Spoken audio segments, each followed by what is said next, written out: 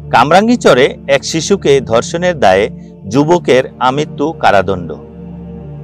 রাজধানীর কামরাঙ্গীরচরে এক শিশু 11 ধর্ষণের মামলায় এক যুবকের আমৃত্যু কারাদণ্ড দিয়েছে আদালত।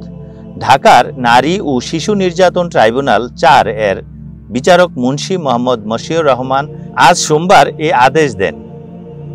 আমৃত্যু দণ্ডপ্রাপ্ত আসামি হলেন রাজু মিয়া 28। মামলার কাগজপত্রের তথ্য অনুযায়ী ভুক্তভোগী মেয়ে শিশুটি রাজধানীর কামরাঙ্গীরচরে বসবাস করে। আসামি রাজু মিয়া একই এলাকায় বসবাস করেন। 2022 সালে 9 জানুয়ারি শিশুটিকে ভয় দেখিয়ে ধর্ষণ করেন। এর 6 দিন পর দ্বিতীয়বার শিশুটিকে ধর্ষণ করেন রাজু মিয়া। এই ঘটনায় শিশুটির বাবা রাজধানীর কামরাঙ্গীরচর থানায় নারী ও শিশু নির্যাতন দমন আইনে মামলা করেন। মামলাটি তদন্ত করে 2022 সালের 10 মে রাজুর বিরুদ্ধে আদালত অভিযোগ জমা নেয়। এই মামলায় রাষ্ট্রপক্ষ থেকে 8 জন সাক্ষীকে আদালতে হাজির